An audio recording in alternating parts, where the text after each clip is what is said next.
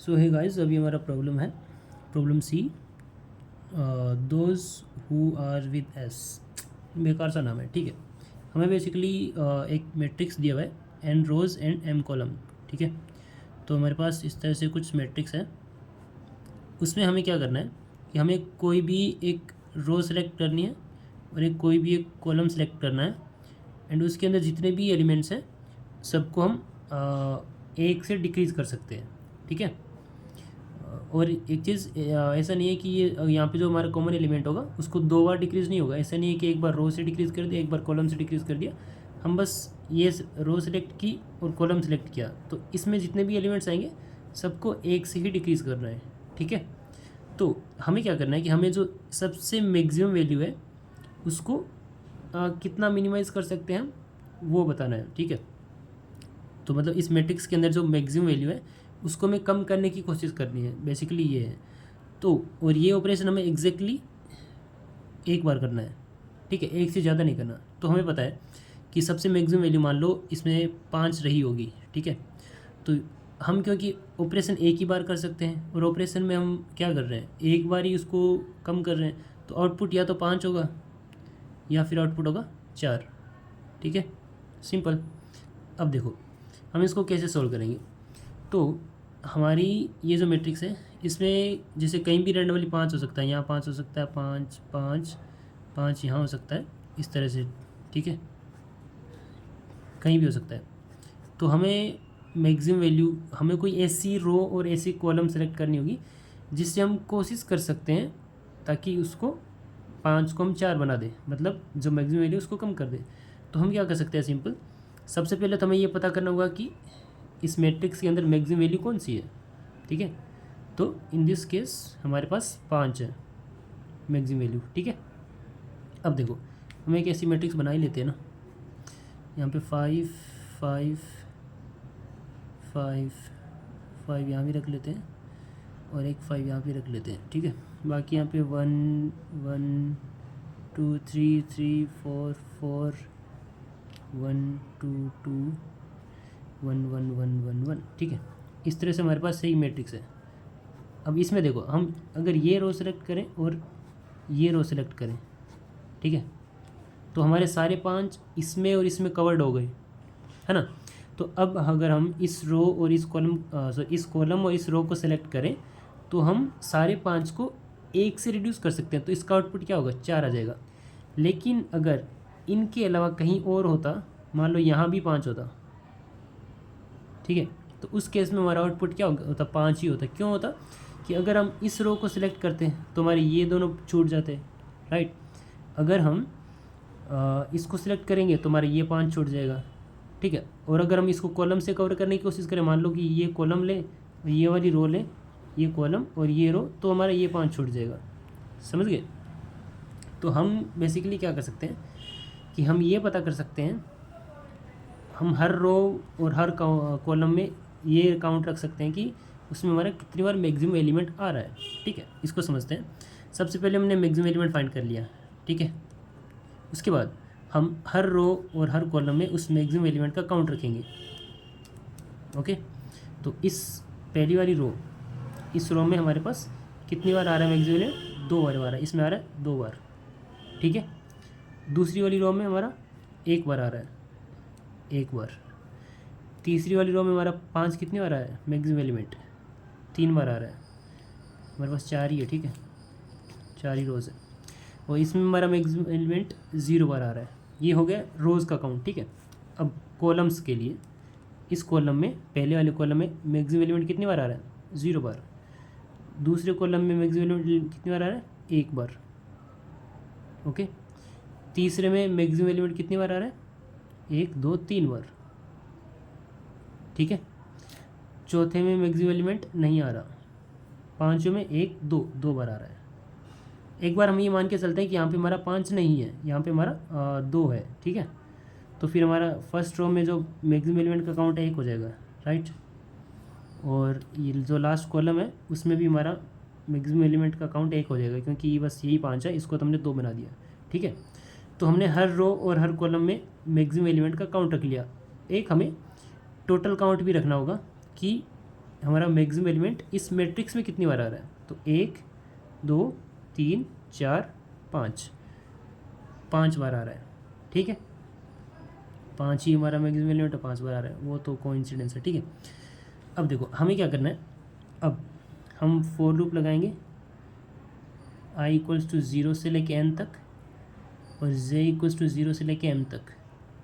अब उस रो में जितनी बार मैक्सिमम एलिमेंट आ रहा है प्लस उस कॉलम में जितनी बार मैक्सिमम एलिमेंट आ रहा है, अगर उन दोनों का सम हमारे टोटल काउंट के इक्वल होता है, तब हम कह सकते हैं कि सारे एलिमेंट जो मैक्सिमम एलिमेंट है वो इस रो और इस कॉलम में ही आए होंगे, यहाँ कहीं पे नहीं होगा, क्योंकि टोटल काउंट जो है हमारा इस रो में जितने मैक्सिमम एलिमेंट है और इस रो में जितने मैक्सिमम एलिमेंट है सबको जोड़ के हमारा वो टोटल मैक्सिमम एलिमेंट के इक्वल हो रहा है।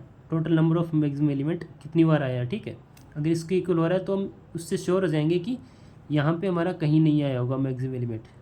समझ गए? तो इस एग्जांपल से देख ले। और एक चीज़, अगर यहाँ पे इस सेंटर पे अगर हमारा मैक्सिमम एलिमेंट आया तो वो 2 बार काउंट हो गया होगा, एक बार तो इस कॉलम के काउंट में, एक बार इस रो के काउंट में। तो यहाँ पे हमें टोटल रो में कितनी बार आया है प्लस कॉलम में कितनी बार आया है -1 करना होगा, अगर हमारा इस पोजीशन पर भी मैक्सिमम एलिमेंट है तो, मतलब अगर v of i, j is equals to maximum element. ठीक है, तो ये क्या करेगा कि अगर इस पोजीशन पर मैक्सिमम एलिमेंट है तो ये वैल्यू 1 बन जाएगी, तो यहाँ पे -1 कर देंगे। ठीक है, और अगर यहाँ पे मैक्सिमम एलिमेंट नहीं होगा तो ये 0 बनेगा, तो उससे फ़र्क नहीं पड़ेगा। ठीक है, तो इस एग्जांपल में हमारे पास क्या है, जब हम ट्रेवर्स करेंगे तो अगर इस पोजीशन पे होंगे, ठीक है, तो अगर हम पहली रो और पहला कॉलम लेते हैं तो पहली रो में मैक्सिमम एलिमेंट कितनी बार आ रहा है, 1 बार, और यहाँ पे कॉलम में 0 बार आ रहा है, तो वो टोटल 1 बनता है, और हमारा टोटल काउंट कितना है 5। ठीक है, और इस पोजीशन पे हमारा मैक्सिमम एलिमेंट भी नहीं है तो ये भी नहीं चलेगा, तो यहाँ पे 1 - 0 इक्वल्स टू 5, ये तो फॉल्स हो जाएगा। लेकिन जब हम यहाँ पे आएंगे इस पोजीशन पर, ठीक है, अगर जब हम इस पोजीशन पे आएंगे तब ये कॉलम और ये रो, ठीक है, तो इस कॉलम में कितना काउंट है, 3 है हमारा, 3, प्लस इस रो में हमारा कितना काउंट है, 3। ठीक है, -1 करना है अगर इनके इंटरसेक्शन पर मैक्सिमम एलिमेंट आ रहा है, क्योंकि यहाँ भी काउंट हो गया होगा और यहाँ भी काउंट हो गया होगा, -1, तो ये कितना बना, 5 बना, और हमारा टोटल काउंट कितना है, 5 ही है टोटल काउंट, तो दोनों इक्वल हो गए। तो इस केस में हम सारे 5 जो हमारे सारे मैक्सिमम एलिमेंट हैं उनको 1 से डिक्रीज़ कर सकते हैं, तो उस केस में हमारा आउटपुट होगा मैक्सिमम एलिमेंट -1। ठीक है, अदरवाइज आउटपुट होगा मैक्सिमम एलिमेंट, मतलब जो हमारा मैक्सिमम है वो रहेगा। तो अगर जैसे कि इस केस में तो हमारा आउटपुट क्या हो जाएगा, 4 हो जाएगा, क्योंकि सारे 5 इस रो और इस कॉलम में आ गए, सबको 1 से डिक्रीज़ कर देंगे तो वो 4 बन जाएगा, आउटपुट आ जाएगा 4। ठीक है, लेकिन अगर मान लो हमारा यहाँ पे भी 5 होता, इस पोजीशन पर भी 5 होता, हमारा टोटल काउंट कितना होता, 6 होता। ठीक है, टोटल काउंट होता 6, और जब हम ये वाला करते, यहाँ पे इस रो में कितने एलिमेंट है, सॉरी इस कॉलम में 3 एलिमेंट है और इस रो में 3 एलिमेंट है, -1 किया क्योंकि इंटरसेक्शन में एक एलिमेंट मैक्सिमम एलिमेंट आ रहा था, तो ये बनता है 5, बट हमारा टोटल काउंट कितना है, 6, जिससे हमें ये पता चलता है कि बाकी जो बची हुई जगह है उनमें से कहीं एक जगह पर हमारा 5 रहा होगा, जो कि हमें पता है कि इस वाले सेक्शन में 5 बच गया। तो अगर इनको हम एक से रिड्यूस भी कर देंगे तब भी हमारा ये मैक्सिमम एलिमेंट बच जाएगा, तो इसलिए आउटपुट इसमें कितना होगा, 5 ही होगा। आई होप आपको समझ में आया होगा। इसका कोड बहुत सिंपल है। सबसे पहले हमने एक मैट्रिक्स बना लिया n/m साइज़ का, ठीक है, और एक मैक्सिमम एलिमेंट ले लिया, ठीक है, और जब हमने इनपुट ले रहे थे उसी टाइम पे मैक्सिमम एलिमेंट भी निकाल लिया। फिर हमने 2 मैप बना लिए, रो का और कॉलम का, ठीक है, और एक काउंट बना लिया।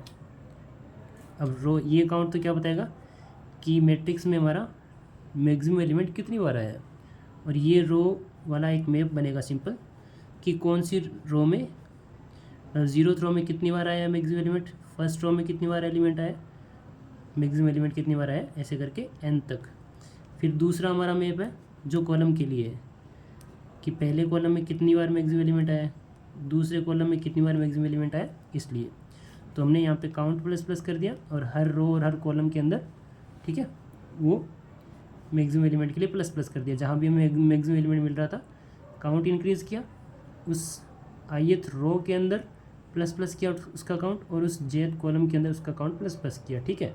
तो इससे हमें पता चल गया कि कौन सी रो में कितने बार मैक्सिमम एलिमेंट है और कौन से कॉलम में कितने बार मैक्सिमम एलिमेंट है। उसके बाद हमने फिर से एक फॉर लूप लगाया 0 से i = 0 से n तक, j = 0 से m तक। अब हमने चेक किया कि हम जिस भी पोजीशन पे पहुंच रहे हैं, मान लो हम कहीं भी पहुंच गए, ठीक है, हम पहुंच गए यहाँ पर, तो हम इस पोजीशन पर हमें ये वाला कॉलम और ये वाली रो लेनी पड़ेगी, ठीक है। तो हमने इस रो में कितने बार मैक्सिमम एलिमेंट था प्लस इस कॉलम में कितनी बार मैक्सिमम एलिमेंट था माइनस, हमने ये किया है, ये हमने एक कंडीशन लगाई सिंपल, अगर इंटरसेक्शन पे मैक्सिमम एलिमेंट रहा होगा तो ये 1 बन जाएगा, राइट। तो इसलिए वो 1 इससे सब्ट्रैक्ट हो जाएगा। 1 क्यों हम सब्ट्रैक्ट कर रहे हैं, क्योंकि ये वाला 2 बार काउंट हो गया होगा कॉलम में भी और रो में भी, ठीक है। सॉरी मैं ये चीज़ बार बार बोल रहा हूँ बट इम्पोर्टेंट है। तो हमारा ये टोटल बन गया कि रो और कॉलम में कितनी बार मैक्सिमम एलिमेंट आ रहा है।